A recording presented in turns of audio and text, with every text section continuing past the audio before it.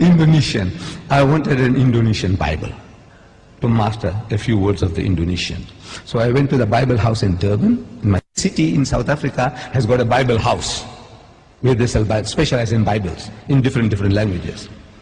I want an Indonesian Bible. They said they haven't got it. Okay. I said, try Johannesburg. They might have it. So when I went to Johannesburg, I go to the Bible house in Johannesburg. And I go and search for this Indonesian Bible.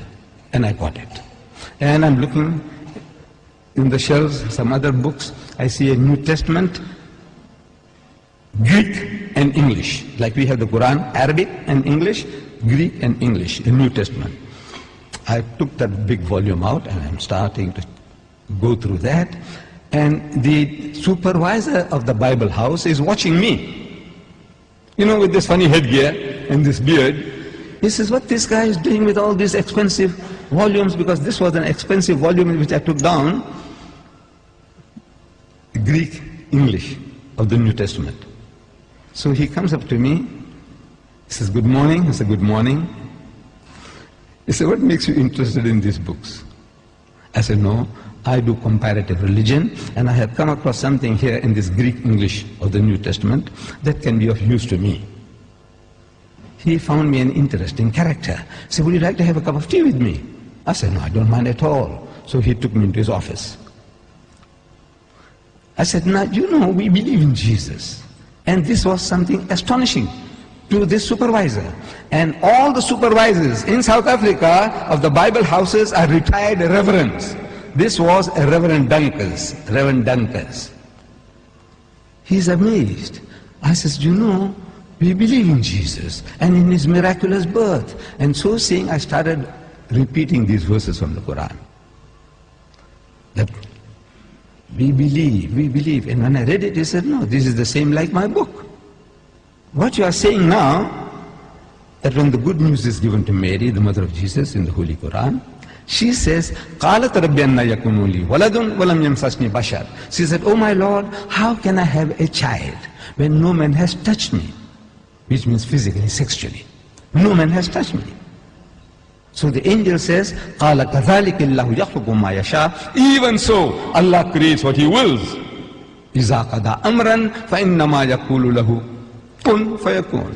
Whenever He decrees a matter, He merely says to it, be, and He wills it and the thing comes into being. So the Reverend says, man, this is the same as my book. I said, yes, on the face of it, it's the same. But if you look at it intently, you'll find the difference between my version and your version is chalk and cheese. You people know chalk and cheese? You know the difference between chalk and cheese? The Canadians didn't know. The Canadians, I'm telling you, when I went to Canada, I spoke about chalk and cheese. They didn't hear that phrase before. We, the English people in South Africa, we know, everybody knows chalk and cheese. Chalk and cheese may look like white, but it's that's poles apart. You can't eat chalk, but you can eat cheese. No? But the Canadians didn't know. The Canadians didn't know. I'm telling you. I don't know whether you people know. Difference between chalk and cheese. The poles are, in other words, poles apart. She said, how? I said, you know, in the Holy Bible, in the Gospel of St. Luke, we are told when this good news was given to Mary, the mother of Jesus, about the birth of the Holy Son, she says, how can this thing be when I know not a man? In the biblical language, no means sex. No to know means no sexually. Not she doesn't know a man. She knows her uncle, her fathers, her neighbors. Surely she knows other men. But no. No in the biblical language means sex. In the Quran it says no man has touched me. Again it means not touched me, means had sex. Both the Quran and the Bible are saying the same thing. The replies to them are revealing. In the Holy Bible, the answer to Mary's protest was that the Holy Ghost will come upon thee. I'm reading the Bible to you. Luke. The Holy Ghost will come upon thee, and the power of the Most High will overshadow thee. Now that gives you a mental picture. The Holy Ghost is a person. That's what the Christians say. The Father is a person, the Son is a person, and the Holy Ghost is a person, but they're not three persons, but one person. I don't know whether you heard that expression before. But He's a person. This Holy Ghost will come on Mary.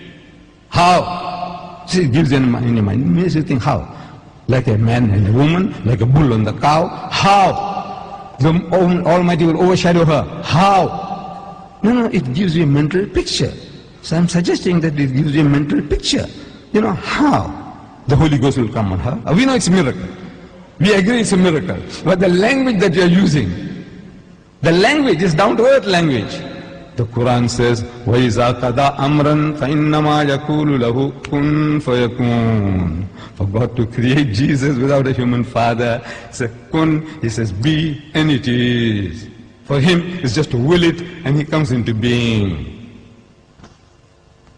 So, I'm asking the Reverend, I said, now between these two versions, we are both trying to say the same thing.